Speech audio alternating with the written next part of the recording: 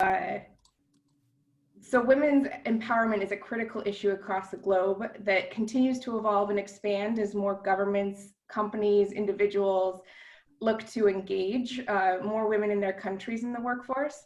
There's a lot of discussion taking place in the many Gulf states around the role of women in economic and social life, as well as the ways they can contribute to the local economy, whether it be innovations and changes around restrictions on women's mobility or factors that constrain their ability to start a business. And so we're looking forward to talking about some of the impact those have had today. And this will be increasingly more important as we move past the COVID-19 pandemic and Gulf countries look for ways to recover their economies. We are seeing a number of positive changes, as I said, taking place across the region. And economies throughout the Gulf are paving the way for women to more fully participate in the workforce. And there are more and more encouraging stories of successful women leading the way in a variety of sectors. And it's these stories that inspired this webinar series that we're hosting. At the Chamber, many of our member companies are at the forefront of bringing women into the workforce. And they're forcing the shifts in the way it's viewed for women to start a business in the Gulf. There are many examples of success, and we're looking forward to hearing some of those examples today and to discussing more ideas for what can be done moving forward. And our hope is that this series is going to lead to a broader working group on women's empowerment in the GCC. So that will be the next step that we look to focus on through what we're doing today. So today, this discussion is going to be incredibly timely. As I said, today is, or this month is October. It's National Women's Small Business Month here in the US. And next week is the meeting of the W20 or Women's 20, the summit that's going to be taking place as part of the G20 slate of meetings. And conversations around this topic are going to be happening around the entire world, across the halls of government, business, really high-level conversations happening. So it's great, very timely, and today's webinar is going to focus on the way that specifically US businesses have helped women to start their own businesses and navigate the complex regulatory frameworks that are in existence throughout the region. So we're going to be hearing from some fantastic panelists from 2 US companies that are taking a leadership role in helping women entrepreneurs. And I have the pleasure of introducing them both. And then after they speak, we're looking forward to a dynamic conversation. So first, we have Penny Naas. She's President for International Public Affairs and Sustainability at UPS. She's been a leader in women's empowerment for some time. You may have already seen her speak on this topic. She has held many positions at UPS, including managing the public affairs team for the EMA region, and she was Vice President and District Manager for International Public Affairs. And she's long worked to enhance government understanding of UPS and the issues impacting the logistics industry. Prior to joining UPS, she worked for Citigroup, opening their first government affairs office in Brussels. She began her career at the US Department of Commerce, where she worked in roles covering international trade and commercial issues, including working on task forces to pass trade deals in the Clinton and Bush White Houses. And then our second panelist, we have Rasha El Hallak. She's head of UAE Government Partnerships at Google's Government Affairs and Public Policy team based in Dubai. She focuses on policy issues affecting the tech sector across the MENA region and building relationships and working on key initiatives with governments. She says she's passionate about promoting online trust and safety, showcasing the YouTube creator community, and using technology as a tool for highlighting the diverse culture of the MENA region. And before joining Google, Rasha worked as a security analyst with a joint venture between Control Risks and International SOS in Dubai. Prior to that, she worked with the UNHCR in Beirut for refugee advocacy. So I'm now happy to turn it over to Penny. Thank you so much, Liz, and I'm very pleased to be invited to speak today, and in particular to be sharing the virtual stage with Rasha, who has such an impressive background in so many areas that I admire. So thank you for that. I just wanted to kick off and start a little bit, I guess, by talking about our journey at UPS. So, and I think it mirrors a little bit the journey that's taking place in countries and places around the world, and in the Middle East in particular. So, as you probably know, UPS, we move 3% of the world GDP every day in our trucks, planes, cars, etc. In the past 6 to 9 months, we've become an essential service provider to a lot of parts of the world as the COVID pandemic has shut down so many of our societies for brief and longer periods of time. And when I think about some of the stuff we've delivered and some of the stuff we do, obviously vaccines and PPE and things like that are incredibly important, but we've also been a lifeline for entrepreneurs whose shops and storefronts had to shut, and they've had to pivot rather quickly to an omni-channel or an online experience to stay afloat. So when I think about essential things, most people think of UPS and they say, well, it's really important you're delivering the vaccines and PPE, but maybe not that trinket or that piece of clothing. That's something that could wait. To which I say, yes, but you forget who's selling that and how important that sale might be to that individual and helping them stay afloat and how keeping them going and their families and their societies during this crisis. So at UPS several years ago, we decided to take an approach to look at not just selling to small and medium-sized businesses, but also to specifically look at how we can help empower female entrepreneurs. So I think a lot of us have heard about the data that's out there, and there still remains a lot to be done to de-aggregate the data to show exactly what's going on. But there have been now enough reports and I think enough anecdotal information to show that there are differences between how women entrepreneurs and women-owned companies enter markets, and in particular how they look at selling in the international marketplace than other businesses in general. And I think it's really important that we think about how to reach out to those female entrepreneurs and how to provide information to them in the places they are and in a manner that's accessible to them in order to reach them and help them reach their full potential. I see Lisa Schroeder is on our call today, and Lisa's been a powerhouse at supporting this via the Women in International Trade channels. And so I know Lisa can also, I'm sure, speak to this in the Q&A, but it's really important we think about how we reach out and access female entrepreneurs moving forward. Now at UPS, we've done quite a few partnerships to help reach out and get information to female entrepreneurs. So I think we've been partnering with She Trades, an international trade center organization, to reach women in emerging markets. And we've had some outstanding webinars and pre-COVID in-person training sessions in countries as diverse as Vietnam, Nigeria, Mexico, Costa Rica, Chile, South Africa, and the UAE.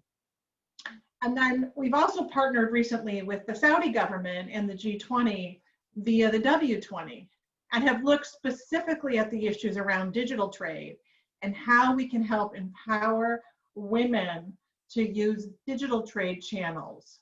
And I think post-COVID, that's a particularly important area of focus because, and I'm sure Rasha will speak about this as well, but digital and accessing those channels has become kind of a new normal, I think, not just in the United States, but globally based on the figures I'm seeing. And at the same time, we have to acknowledge that there still remains a digital divide out there. Not every country, location in country, or group in a country has the equal access to those tools. And so I think it remains incredibly important that we focus on the digital side of this and match that up with the ongoing work on the digital divide that I know the IMF and the World Bank are going to focus on this week. with regards to future actions. A last thing I want to just speak to, and then happy to, I'm sure Rasha will have some fantastic insights for us on the digital side, is the fact that the WTO recently launched a gender and trade working group.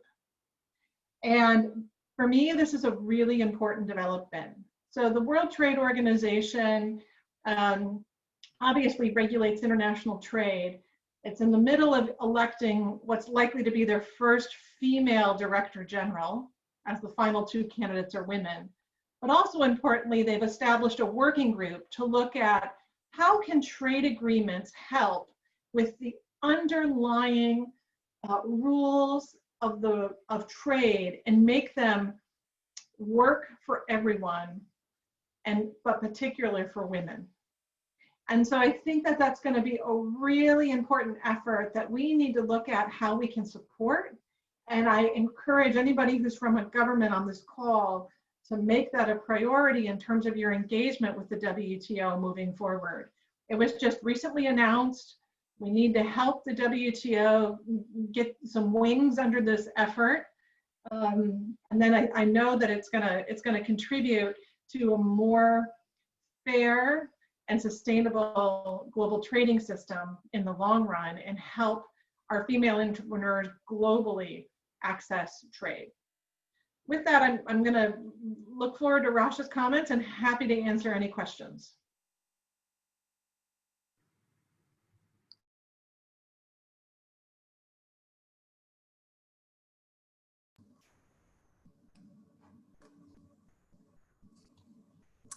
Rasha, are you still there? We turn it over to you, Rasha. I think she might be frozen. Oh no, yeah, I think she is. Well, while we wait, Penny, I have one question for you. You mentioned that... Thank you very much, Penny. Penny was an incredible leader on this very important topic in the US. So first, I would like to start by saying that there's plenty to be optimistic. Rasha, I think that your connection's not very good.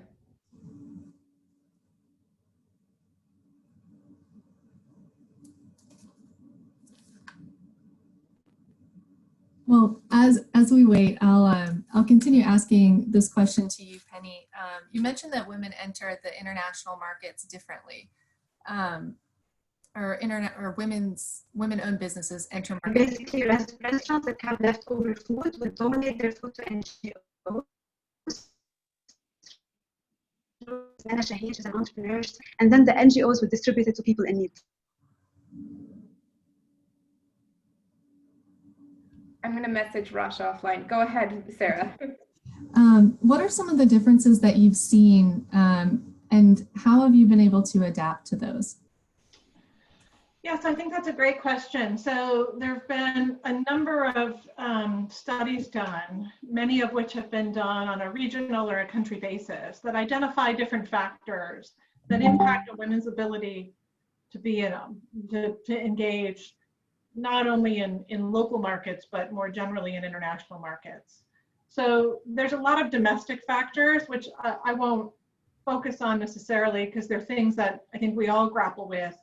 I know I'm grappling with it at the moment, but it's taking care of kids, it's taking care of adult parents, it's disproportionately carrying certain aspects of the household responsibilities, as well as, in some cases, legal barriers that exist. So limiting your access to finance and other things. Those are things we work on in terms of the empowering female entrepreneurs via our legal work. But some other areas where I think we've seen some specifics has been on the digital front and on women's access and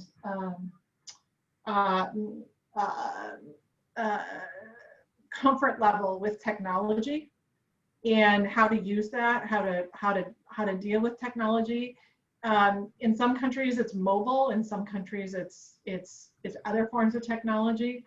But I think that mobile is the primary way that we've seen that women try to enter markets, and there are ways to help women with successful strategies using a mobile device strategy. I think the third thing I would say is that in general we've seen women network in very different ways. So I have my colleagues on the call today, Christina and Susie. We run seminars around the world. So in Vietnam, we ran a seminar and we invited women to come as UPS, and no one showed up because they were worried that we might not be safe to come to an event. They didn't necessarily know exactly who UPS was. So we needed to work with the government, and the government issued the invitation to the event in order to convince the women it was safe to come to this event and to meet with us and to learn about exporting. And then you go to a country like Nigeria, again, we host events for women, and particularly in those events, we almost have to board up the door because the entrepreneur, so we have space for like 200, we'll have 500 entrepreneurs show up, violating fire limits, but they're so eager and excited to come.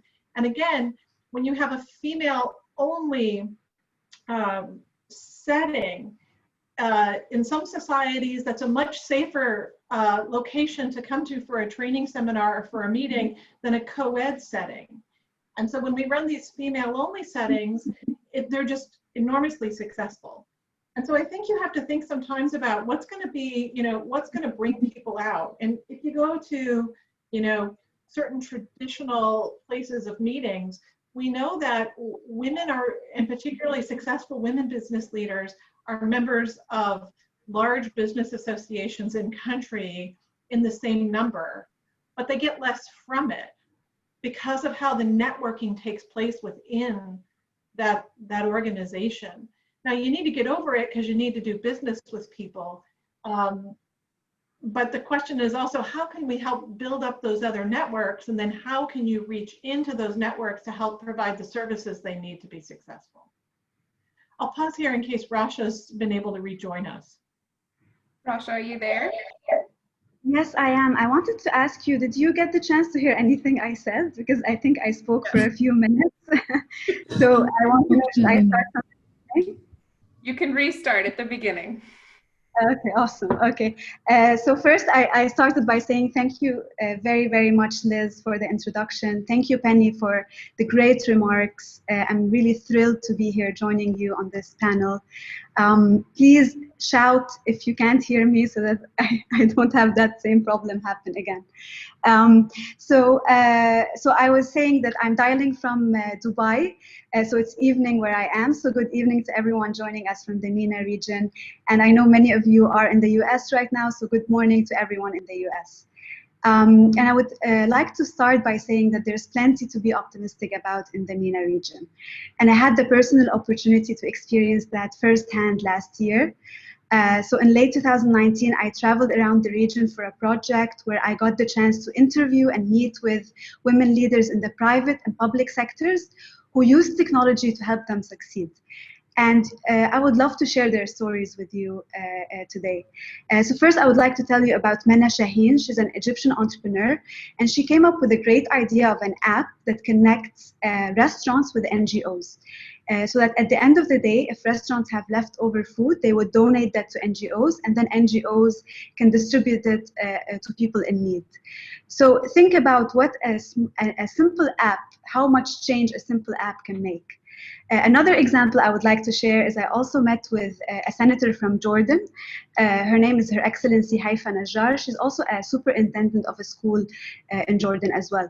And she was one of the first people in Jordan to recognize the values of computers back in the day and introduce them to schools across the country.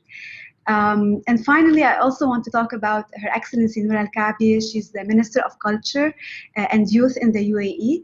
And she was one of the first ministers in our region to recognize the relationship between technology and culture, and to use technology to tell the story of the UAE to everyone around the world and to make it accessible to everyone.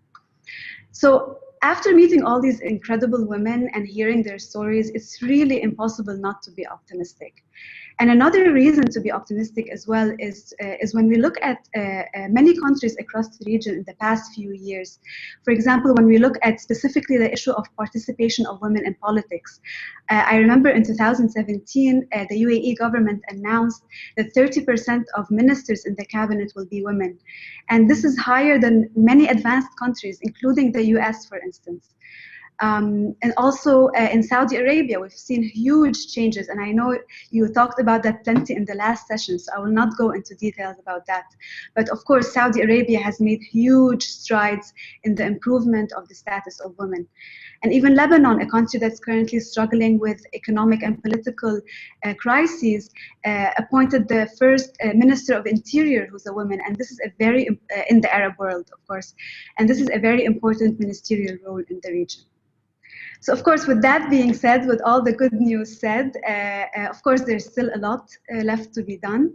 In our region specifically, we have an issue around women and youth unemployment.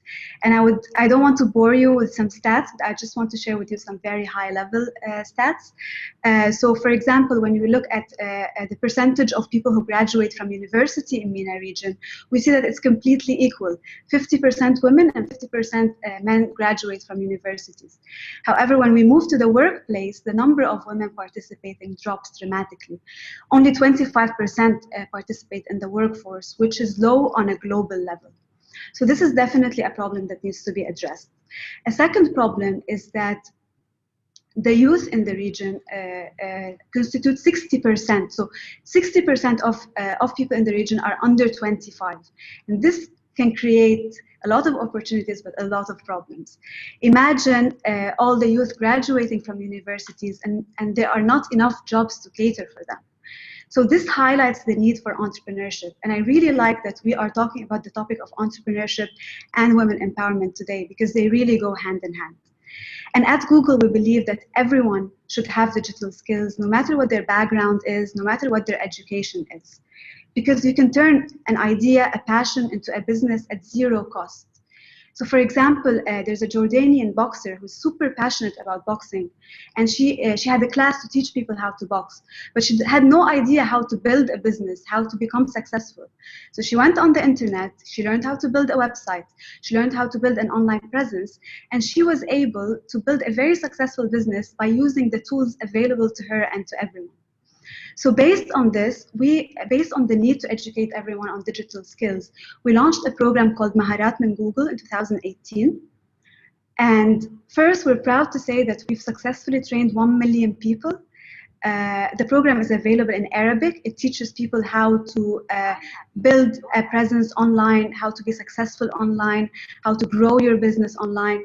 And 50% of the people who participated were women, and 50% of the people who participated said that that Maharat directly helped them in either finding a job or in growing their existing career. And finally, I would like to say that beyond entrepreneurship, technology can help in many ways. Think about women who choose to be full-time mothers simply because they don't want to commute, they don't want to spend all their day away from home, in an office, away from their families. Technology gives them the tools, empowers them with the right tools, such as voice over IP, like calls, like what we're doing right now, and collaborative tools to be able to be fully functional from home in some fields. And a decade ago, that was impossible. And even many businesses before the pandemic thought that that was impossible. But I think maybe with this tragic pandemic that we're going through, maybe we can take some learnings to help improve the status of women who do not want to leave their homes and who prefer to be closer to their family. Finally, I hope I didn't take too much time. I would like to say that the right digital skills and technological tools will help women be very successful members and be contributors in the economy in our region. And I would love to show you a video of the incredible women entrepreneurs that we've had the privilege to help with our products. And I think Liz will be showing you the video. Okay. Can you see it? Yes, thank you.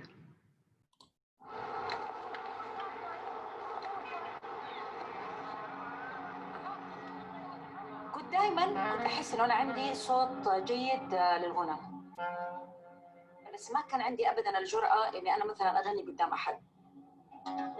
لما كنت صغيرة كان عندي حلم. احلامي اني العب بالاولمبياد. كنت دايما بحلم ان انا يتكتب اسمي في كتب التاريخ. عندنا دائما ستيريوتايب معين عن انه المرأة كيف لازم يكون شكلها، اشي الديوتيز تاعتها بالحياة. في تحديات معينة بنواجهها في بعض المواضيع الحساسة جدا ما ينفع تتكلمي عنها. احنا في مجتمع يمكن ما بيديش اهتمام كامل للمرأة انها تقوم بدورها في المجتمع.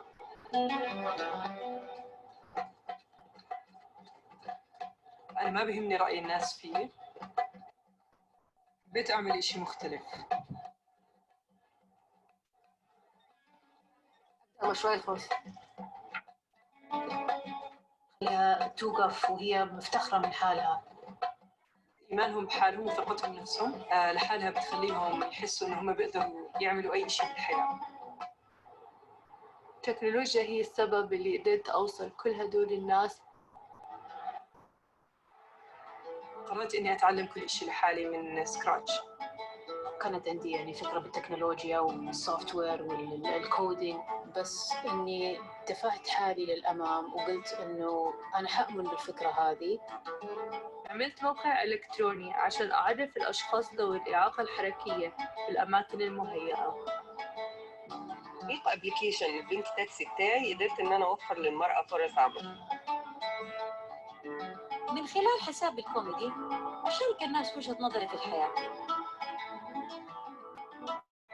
وهنا لقيت جمهور.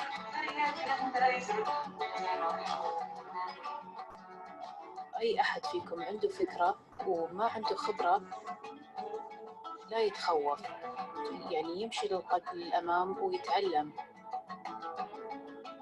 كل شيء الإنسان يقدر يتعلمه.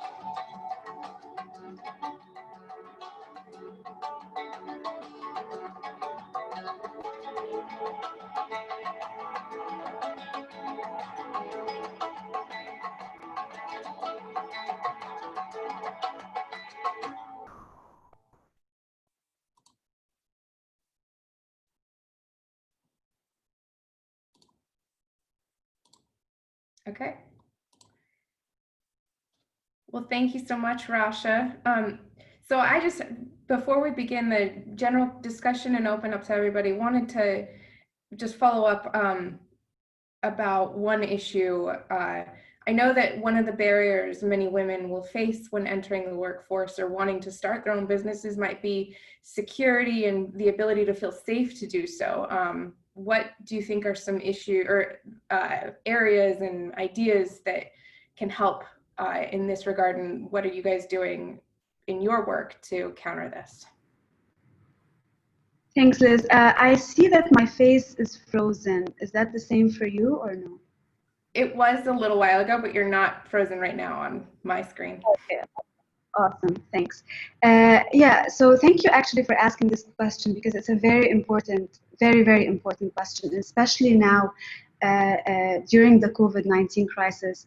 I don't know if you've heard this, but of course there's been a spike in domestic violence, for example, and the UN has described this increase in domestic abuse as a shadow pandemic alongside COVID-19. So I believe, if I'm not mistaken, that the cases of domestic violence have increased by 20% during the lockdown. But of course, I don't think this is accurate. I'm sure there are many cases that are not reported, but certainly we are living in what the UN describes as a shadow pandemic of domestic violence. So, in support of domestic abuse survivors, Google and YouTube partnered with the National Network to End Domestic Violence. We launched a campaign called I See You to increase visibility of available services to these women. And alongside the campaign, we granted $2 million in search ad grants to domestic violence organizations. So this way they can advertise on Google without paying to be able to reach women who search for domestic violence related queries if they're seeking help. Also, another initiative that we worked on is called, we have a program called Women Tech Makers. And also, in addition to women being exposed to physical violence at home, women are 27, I think, times more likely than men to experience online violence.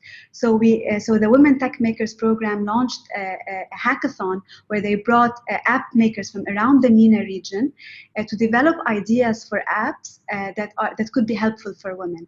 And I think that the idea that one was filtering violent words that are said to women before they receive them. And this is a global initiative now, but it actually started in Dubai.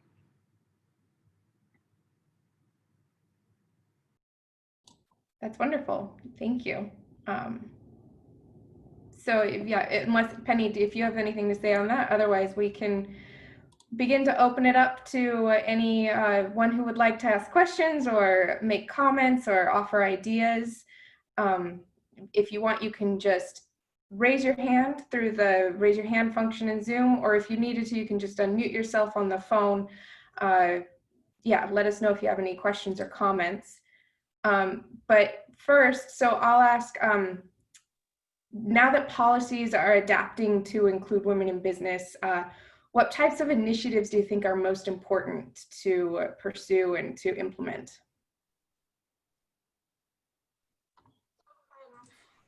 I'll jump in here, but first I want to acknowledge a fantastic partner we have. Dr. Ashraf from Dubai Exports is on the call today, and we've had a fantastic partnership with Dubai Exports, and we have a great event, I think, coming up October 22nd to look at certain things even further in this area.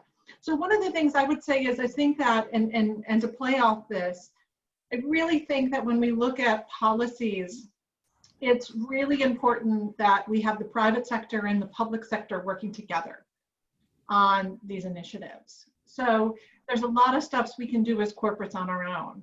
There's things that governments can do, but where we really find 1 + 1 = 3 is when we work together to find solutions and to help, because government brings a lot of strengths to the table, as do businesses, in terms of government brings the imprimatur, the ability to set policy, the ability to create the enabling environment, and also to give nudges. But the private sector brings the ability to then help women create sustainable business solutions that become commercial. And when they become commercial and they become successful, they become sustainable. And so I think it's really important that we bring both that public sector support, but bring that private sector commercial mindset to create win-win situations for women entrepreneurs.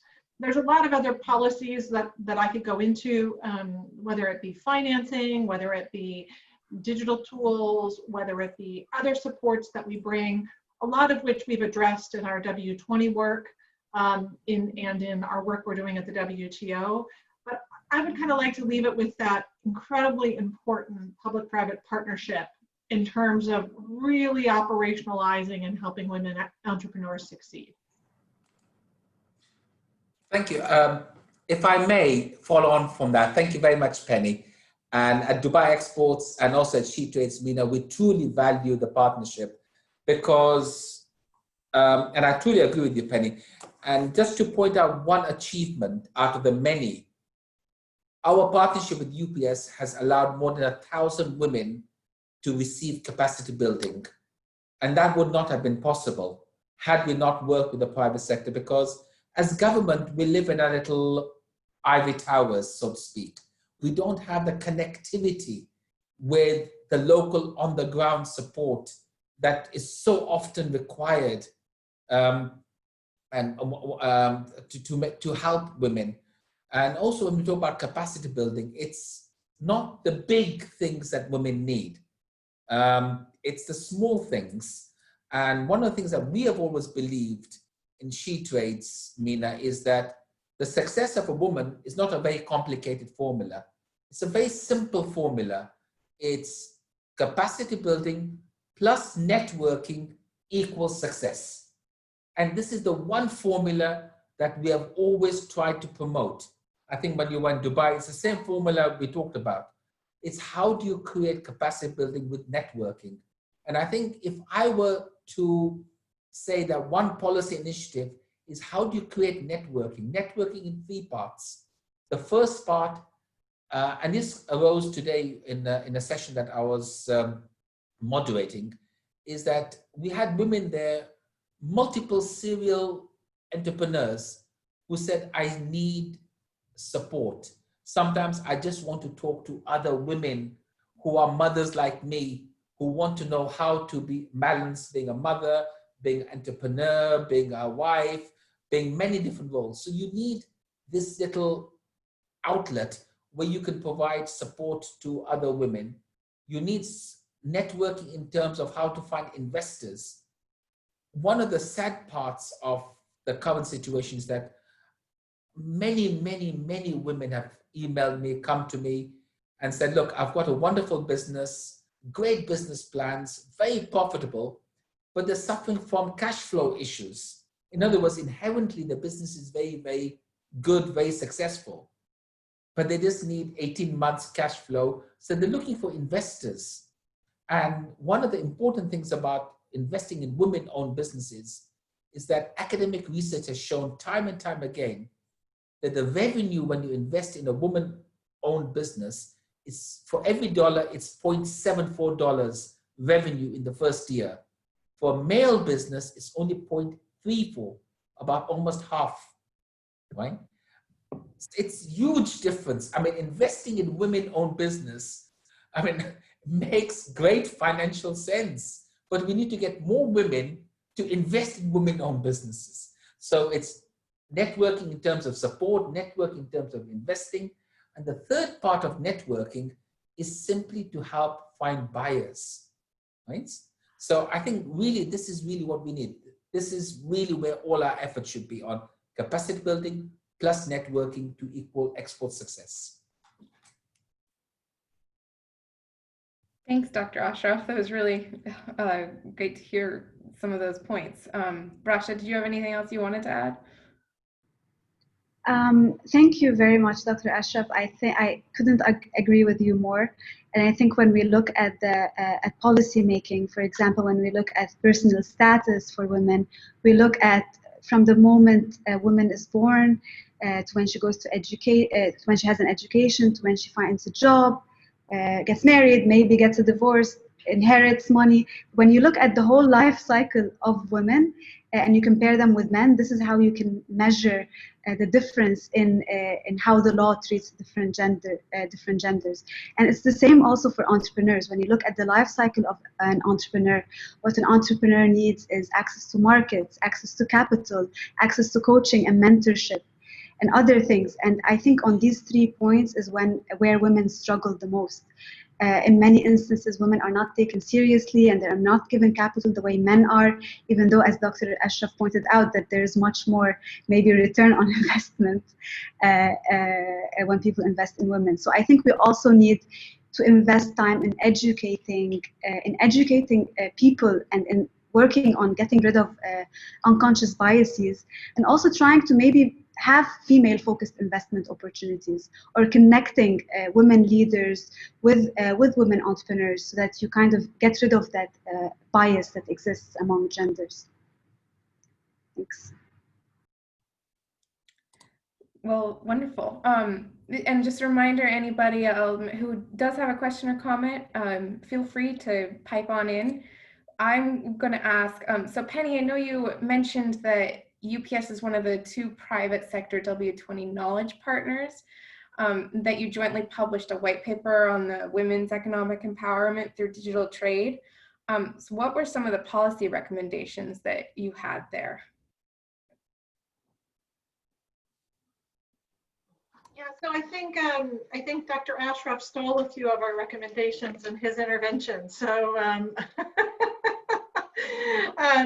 so I think we had in our paper there, again, we were really focused on digital trade and also how to help women entrepreneurs and business owners. What were some of the elements that, particularly in a digital world and now a post-COVID world, they would need to be successful? And so we've looked at things like international cooperation. So I'm extremely keen on the WTO and the DG race. I'm incredibly keen on the working group on women in trade in the WTO, but I'm really keen on getting some e-commerce talks completed at the WTO and getting some talks on an item called domestic regulation, which is behind the border barriers for service providers that limit people's ability and women's ability to export services into specific markets. And so I think those are a few areas where we just need to make sure we're getting the framework and the foundation of the global trading system right in order to be successful. Then we need to look at things like the regulatory framework and how that works to ensure that entrepreneurs have access to the tools they need to be a success. We need to look at market access. And so at times I'm a fan of quotas. At times I'm a fan of a threat of quotas because it seems to help move things along. You also have things like the Gender Balance Council in the UAE, where a lot of really fantastic work is being done in the UAE with regards to looking at what needs to happen to make sure that the society and markets and everything are appropriate and create the conditions for women entrepreneurs to flourish. Access to finance and capacity building are the other two. And again, I think Dr. Ashraf has talked to both of those. And I couldn't agree more with him in general on the networking point, which I think Rasha has also spoken with in terms of the power of Google on that front. And we were talking before this panel started about how the one good thing that may come out of this terrible time we've been going through is the fact that people now are willing to get on calls like this and to have conversations across the globe versus hopping on an airplane and seeing one another once a year, like I would with Dr. Ashraf. So while it's really wonderful to see him in person and to be in Dubai,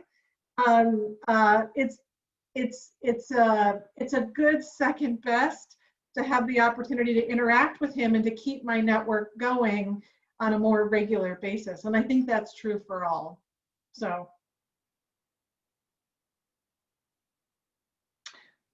And that's it, Liz. So unless you have a further question. No, thank you. And I see that Lisa Schroeder has her hand raised. So Lisa, we're happy to turn it over to you. Thanks so much. And thanks to you guys for putting this together. I just really want to reinforce, and with thanks to Penny too, for the very kind shout out for some of the work we've been doing with WIT, Women in International Trade. I think it really reinforces that networking point in terms of, giving women a way to come together and share a lot of these lessons, best practices, a lot like what we're doing this morning or this afternoon for some of our colleagues. As Penny said, if there's one benefit about COVID, it's the fact that everybody is more open to kind of having these conversations and discussions, and we can do this with our colleagues from all around the world, really talking through in a way that moves the narrative. And this is what we've been trying to do with WIT, as well as our parent organization, the Organization of Women in International Trade, is really how we can focus on moving this discussion from someone should do something about that to there are really good things going on. There's a lot of efforts, like what doctors described about going on in Dubai. How can we take these projects, learn these best practices, and really catalyze further action? I think these kind of discussions are ideal in a way that brings together the community in a much more kind of constructive, practical, focused sort of way. So as Penny was saying, we were lucky enough to host several of the DG candidates for the WTO in a discussion, which I think more than anything helped demonstrate to a lot of young women that there's a path forward and there's a way to take leadership. There's a way to learn from each other. Much like the conversations that have been going on in the B20 Women in Business Task Force. It's a great way of really creating the partnerships, but also creating allies. As was said earlier, the more we can do to make this part of the conversation that breaks these kind of cultural norms. Women businesses aren't separate.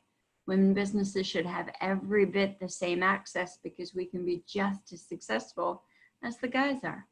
So Liz, Sarah, thank you guys for putting this together, because these kind of conversations can really help build on each other, not only for what that policy engagement needs to look like, but how we can really reinforce and be part of each other's success. Thanks. Thanks, Lisa. And if either of you want to comment on that, jump right in. I know that Jahan Johnson from Citi wanted to ask a question. Yeah, thanks so much. I guess my question was really sort of kicked off by someone who mentioned unconscious bias. And I know that, you know, this entire webinar has been really informative and great.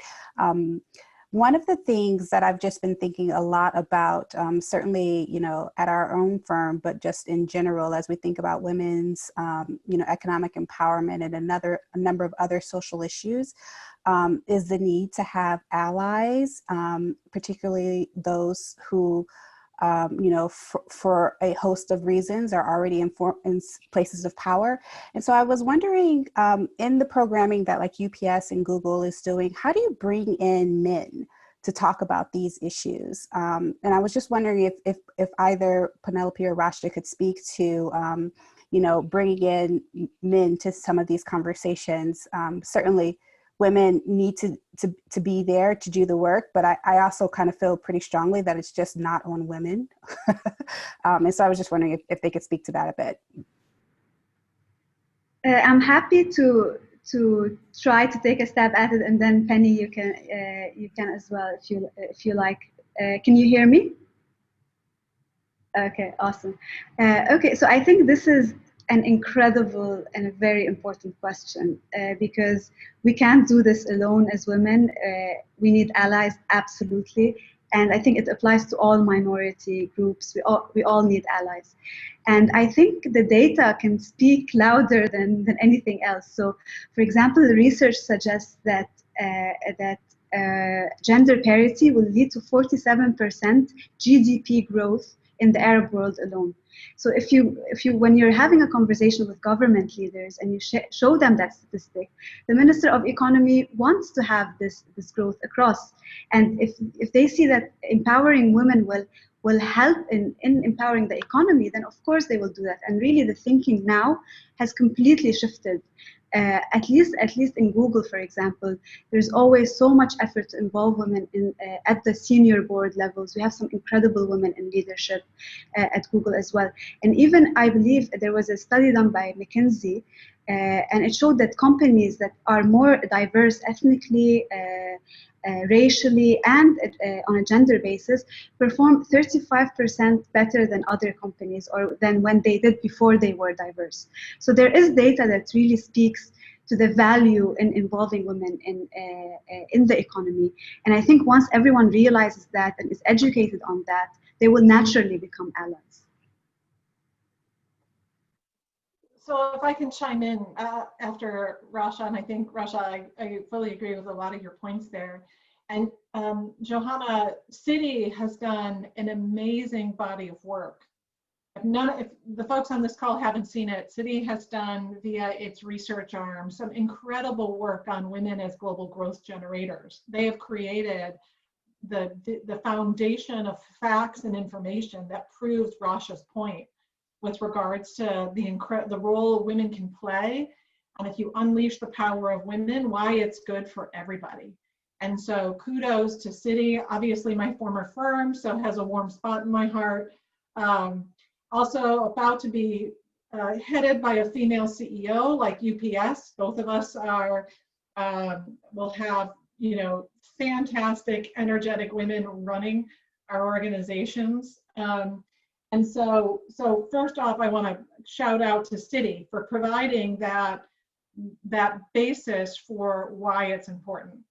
But second, we need to also, and why I called out to Dr. Ashraf earlier, is that he's been a phenomenal supporter for us. So I'd almost ask him what we need to do, because, you know, I think of the fact he just gave about investing in a woman startup versus a male startup and the returns as an outstanding piece of evidence. I tried to jot it down, but my pen and paper weren't close enough, because if that doesn't speak to people about why you need to get engaged with women entrepreneurs, I don't know what does. And so I think there's a lot of facts and statistics that are out there, and we just need to continue to do our part also to draw them in. And so, and to make sure that they feel, you know, involved and welcome. We do need men, you know, we need men to help us and to help women entrepreneurs. We need them as mentors, we need them as backers, we need them as supporters, we need them in every capacity. And so I don't know, Dr. Ashraf, I don't know how we get more of you out there to help us in our cause. Thank you, Penny. But I truly agree with you. I think it's not it's good sense, it's good business sense to invest in women. We know about the finance part. We know about the McKinsey report that's been regularly mentioned. And I think it's all about how you go and spread the message and how you work with different stakeholders. You know, usually I'm asked why I work with women, apart from the obvious. I'm actually a father of 2 daughters, and I want them to grow up in a world where there are no glass ceilings. I want them to grow up in a world where they're able to excel. And if I don't work now, they won't have that luxury later in their lives, right? And I actually believe there are many people, like many men and women. I think it's all about going out and spreading the message and about conversion. I think that's really the key. It's the conversion. Earlier today, I was talking about digital transformation. And one of the interesting things I found talking to 5 highly successful women, some of them were serial entrepreneurs, and they found that the digital blanket was an amazing blanket, because behind that, you don't know whether it's a woman, it's a man, whether it's a small firm. And I love the digital blanket example. And I think we need to do more of this. We need to move our business. I'm not saying you should forget the brick and mortar. No, that's very important. I support the high street. I support the businesses on the high street. But you need to have an additional channel that allows you to break the initial ice, that allows you to engage with a wider audience through a digital platform. And of course, we've got Rasha here, and you know, they've got wonderful tools and wonderful platforms to help us do this. But you need to break that initial ice, right? We need to work and explain to people, look, we're a business first, right? And then we are a woman-owned business. And these are the benefits of working with us. I think Lisa had another comment. We'll let Lisa come into the conversation again. Actually, yeah, to speak of, that's such a great question. Interestingly enough, we had that at a WIT session we were doing with some emerging students at GW. And I think two things to think about. And this goes back to Rasha's point too about educating an unconscious bias. Australia's Champions for Change program is a really good example of where that's male CEOs making a commitment, because basically it was brought to them of, why are you speaking on all these panels with nothing but men? Why don't you use your profile as a CEO to insist on gender diversity before you'll agree to a panel? And when you put something that specific in front of people, it's just a no-brainer. One, it educates them on maybe how they weren't really thinking about that as a priority, but 2, it gets more women up on stage, which creates more opportunities for women, creates more role models for the women sitting in the audience too. So I think those kind of programs have multiple benefits. And as having 2 brothers, the one other piece I would really reinforce is, you know, you've got to ask. We've got to be specific. We should be making this an issue that gentlemen are focusing on now too, but bringing to them a specific idea, like that panel initiative, for example, where they can be really helpful. You ask someone to support, they'll always say yes, but it's much more impactful if you bring them something they can do and contribute to. Thanks, Liz. Thanks, Lisa. Well, I want to be sensitive to everyone's time, and we appreciate you all taking the full hour. I know we could keep talking about this, and we hope to continue talking about this. Do either of you have any closing thoughts, perhaps on what should we do next? Like, what conversations should we have next?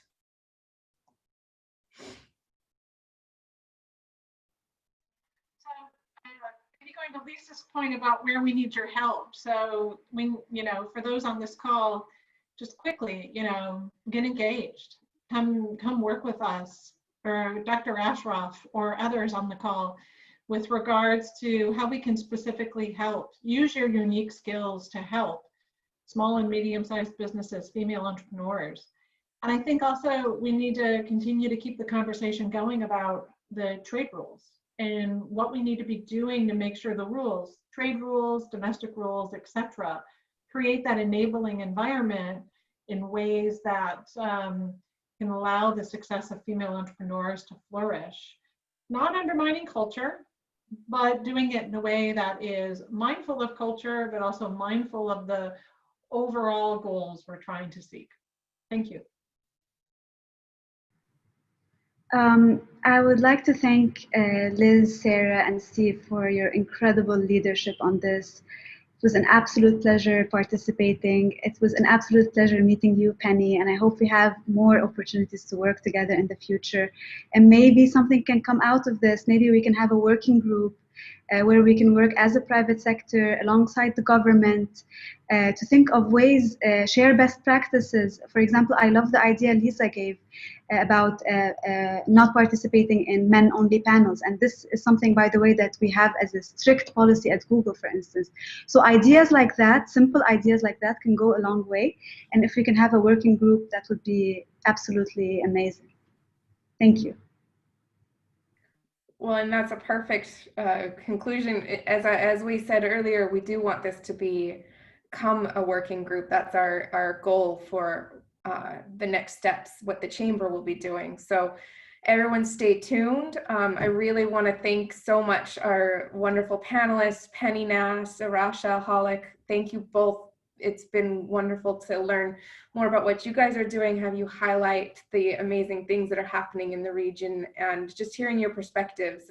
Really appreciate it and looking forward to having you engaged as we move forward with this. Yeah, thank you everybody, and we'll be in touch about what we're going to do next. Thanks. Thank you, everyone. Thank you. Thank you, Dr. Ashraf. I still love your background, Penny. I think it's good.